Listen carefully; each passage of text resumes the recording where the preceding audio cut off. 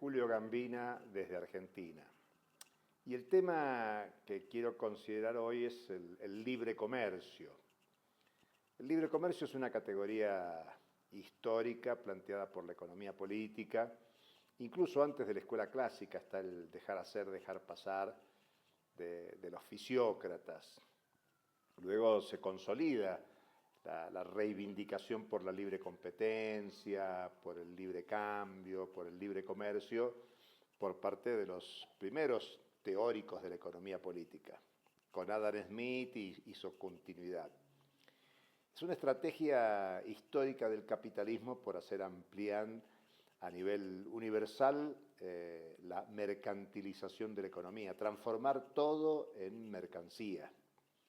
No solo aquellos productos manufacturados, sino el conjunto de servicios, incluso una cultura de derechos históricas por la salud, por la educación, se ha ido transformando crecientemente en mercancía. Todo es mercancía.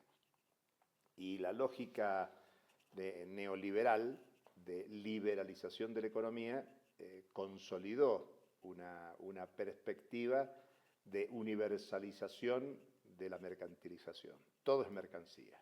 La vida es una mercancía. Todo se compra y se vende. Pero claro, llegó el segundo mandato de Donald Trump.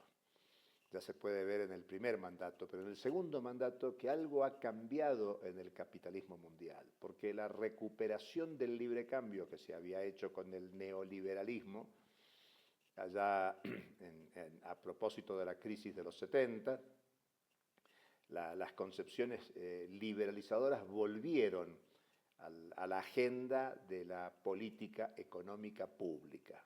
Y todo fue liberalización. Tratados de libre comercio, tratados bilaterales de inversión. Bueno, se consolidó una Organización Mundial de Comercio a la caída de la Unión Soviética en el año 95. Y por lo tanto, la agenda del libre cambio volvió. Aquello que había salido de la agenda en la crisis del 30, donde se hizo realidad la intervención del Estado capitalista en defensa del capitalismo, un Estado capitalista interviniendo para superar la crisis capitalista. Bueno, todo eso se tiró por la borda a la salida de la crisis de los 70. Y se habló de liberalismo, liberalización, neoliberalismo. Incluso una categoría muy confusa que da para muchas interpretaciones. Pero llegó Trump. Y Trump reinstaló una crítica a ese libre cambio. E instaló con mucha fuerza una guerra comercial. Todos conocen, abril del 2025, Donald Trump anunció una carrera para incrementar los aranceles de una forma desmedida. El Fondo Monetario Internacional, en el informe de octubre, muestra especialmente la inusitada expansión de los aranceles estadounidenses, muchos de los cuales todavía están en discusión. De hecho, el objetivo principal de esa suba de aranceles es con su competidor principal, que es China, y bueno, todavía hay la posibilidad de una reunión de los dos jefes de Estado, el de Estados Unidos y el de China, Trump y Xi Jinping, a fines de octubre en Corea del Sur para intentar un acuerdo bilateral. Pero los anuncios van y vienen con aranceles exorbitantes que plantea Estados Unidos y la respuesta que viene de China. Bueno, es interesante comentar el tema porque prácticamente durante la existencia del capitalismo por 500 años, 400 años, el libre comercio, el libre cambio fue una consigna sustantiva. Solo en una época excepcional de unos 50 años, entre 1930 y 1980, la categoría perdió sentido porque la lógica de la política económica era la intervención del Estado en la economía, bueno, las políticas proteccionistas, sobre todo de los principales países capitalistas desarrollados, o una lógica de políticas que privilegiaba los desarrollos industriales locales, sin dejar de lado las presiones desde posiciones de fuerza para abrir la economía mundial.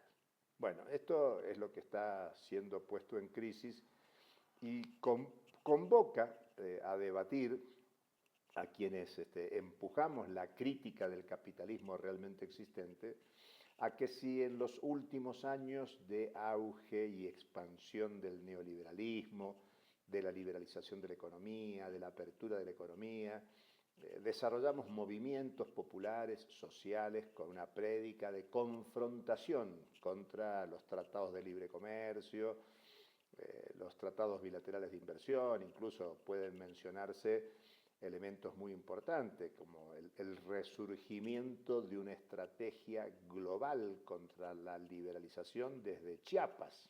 Bueno, el movimiento zapatista hizo visible su lucha y sus reivindicaciones en el mismo momento que se inauguraba el NAFTA, o el Tratado de Libre Comercio del Norte, entre Estados Unidos, Canadá y México, que luego va a dar pie, en la lógica de Estados Unidos, a proponer el ALCA, el Área de Libre Comercio de las Américas, que fue confrontada desde ese primer episodio de lucha contra el TLC, el NAFTA, el Tratado de Libre Comercio de los tres países del norte de América. Eso generó condiciones para un movimiento popular en toda América Latina y el Caribe, incluso Estados Unidos y Canadá, de confrontación con esta estratégica propuesta de Estados Unidos. Y se desarrolló una campaña continental muy importante de confrontación con el libre comercio.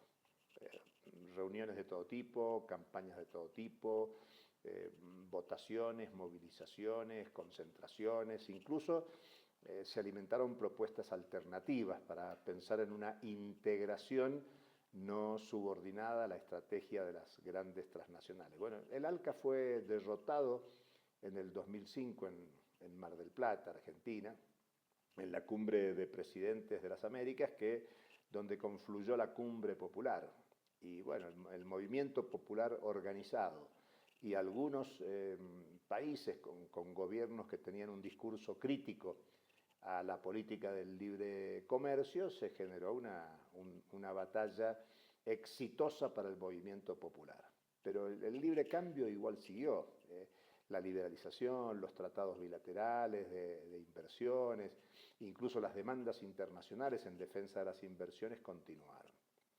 Pero bueno, esa estrategia de empujar la liberalización tiene frenos en este momento, porque la estrategia concreta del gobierno de Estados Unidos en función de la propia crisis económica de Estados Unidos y las limitaciones que hay a la libre circulación de capitales, mercancías, servicios, especialmente a las inversiones en el plano mundial, lleva a estas actitudes estadounidenses de reorganizar el sistema mundial, reorganizarlo manteniendo la dominación de Estados Unidos. Y por lo tanto pone de nuevo en discusión en el movimiento popular cuáles son las consignas.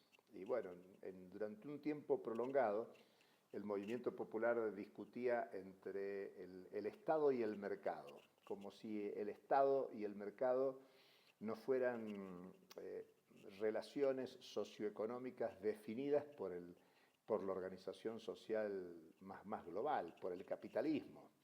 El Estado es capitalista, el mercado es capitalista, por lo tanto no hay que confrontar.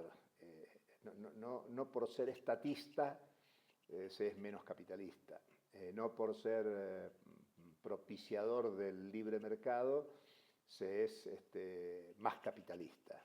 No, lo que hay son acciones que asumen los estados capitalistas en defensa y promoción del capitalismo, y lo que hay es una política de mercado a sostener por la propia acción de la política de los estados. Por eso la política agresiva de Estados Unidos en materia de aranceles desde abril del 2025 y que, insistimos, en octubre del 2025 todavía está en pleno proceso de discusión, sobre todo con el contrincante principal que es China, pone de manifiesto que la pelea no es por el Estado y contra el mercado de parte de los sectores populares, sino que lo que hay que rediscutir son las estrategias contra el orden capitalista.